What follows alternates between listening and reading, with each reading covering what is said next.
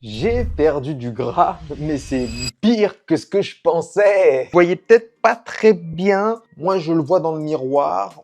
Oui, j'ai perdu de la graisse. Ça fait 21 jours exactement que j'ai commencé la transformation et surtout la remise en forme physique. Pourquoi? Parce que je vous rappelle que j'ai en juin et en juillet deux gros événements. Mais est-ce que ma force est revenue? Est-ce que j'arrive à me remettre en forme? On va le voir dans cette vidéo. Je t'avoue que je pensais que c'était pas gagné en ce début d'année avec l'année dernière, ce que j'ai fait. J'étais vraiment totalement cuit. Psychologiquement parlant, j'en avais marre. Et nerveusement parlant, le challenge de burpee, il m'a tué. Petit récap, quand je reviens du Canada, qu'est-ce qui se passe? Sur la balance, je monte plus 10 kilos. Au total, j'étais parti, je faisais 75 kilos et j'arrive 85. Je vous avoue que j'ai pris une claque parce que pendant le voyage, certes, on a abusé du mot plaisir, mais je pensais pas avoir tant abusé que ça. Et je pensais naïvement qu'avec le challenge burpee, quand même, j'avais une grosse dépense énergétique. Et en fait, je vous l'avais expliqué dans une autre vidéo, réellement non. Ces 10 kilos, je les ai pas pris juste au Canada, hein. Je suis 4 mois en voyage. C'est vrai que là-bas, je me suis beaucoup moins entraîné. Je faisais que les burpees. On marchait pas mal, on se déplaçait pas mal, mais en termes d'activité physique, du coup, j'avais arrêté la course à pied. Je faisais quasiment zéro cardio, à part le burpee. C'est 20 minutes, 20-25 minutes de burpee tous les jours. Quand je suis rentré début octobre, j'ai essayé de me mettre en déficit calorique. Ça a fonctionné au début et j'ai perdu 5 kilos relativement rapidement. Parce que je pense que j'avais fait quand même pas mal de rétention d'eau. J'ai mangé très sucré, très gras, etc. Donc, vous savez ce que ça fait. Mais j'étais tellement cramé à cause du challenge de burpee que je n'ai pas pu tenir la cadence du tout. J'ai même regrossi. Au 31 décembre, je pesais plus de 80 kg.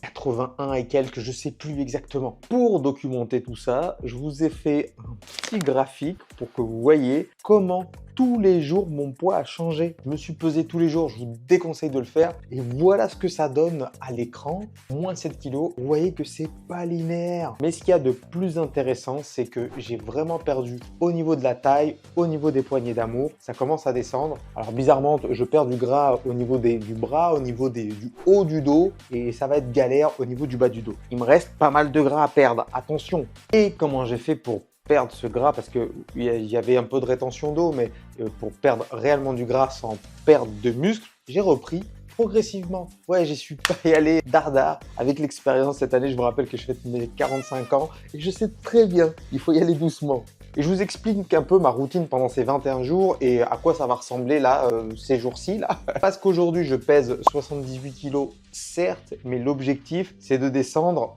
à 75.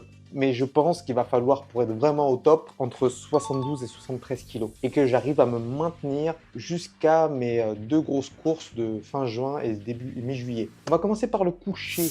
Au coucher, déjà, je me couche entre 20h et 21h tous les jours. Des fois, ça peut arriver un peu tard, mais un peu plus tôt parce que je suis très fatigué, surtout sur mes grosses sorties vélo du week-end.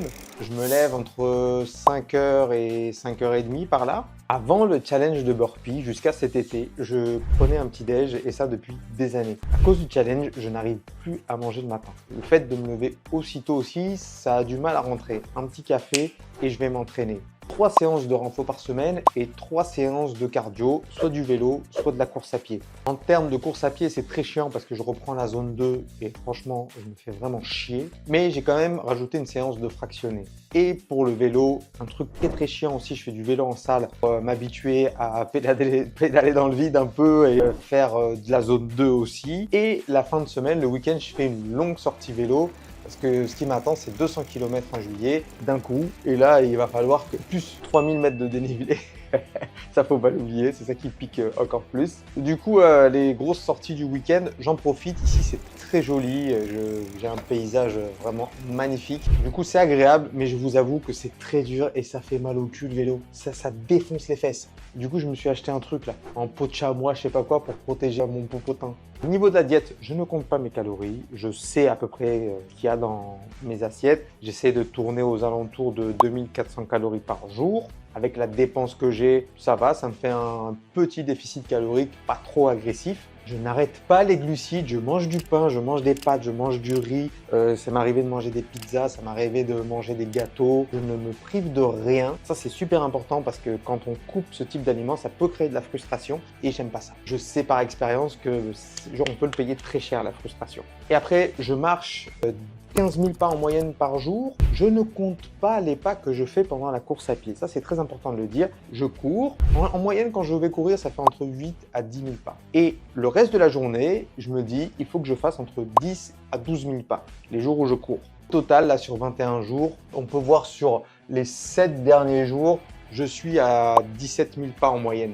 C'est un peu plus que ce que je pensais. Mais j'essaie de faire au moins 15 000 pas dans la journée. Et ça m'arrivait de faire un peu moins. Et ça m'arrivait de faire beaucoup plus. Et mes séances de muscu, elles durent 1 heure. Voilà. Avec 2 minutes de repos en général entre chaque exercice. Et je fais ce qu'on appelle du upper-lower, haut du corps, bas du corps. Et des fois, j'ai pas trop le temps. Ça dépend des jours, etc. Des fois, j'ai dû faire du full body. Pour moi, c'est le meilleur des exercices, surtout quand on n'a pas le temps et c'est très efficace. Je pensais avoir perdu en masse musculaire, mais je pense que j'ai perdu un peu en force. Finalement, sur ces 21 jours, en y allant progressivement, j'ai récupéré la force, sauf au niveau du dos où je galère au niveau des tractions, alors qu'avant, c'est très facile pour moi.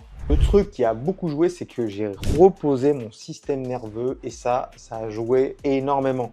Les temps de repos que je m'applique, le sommeil, le jour de repos, etc.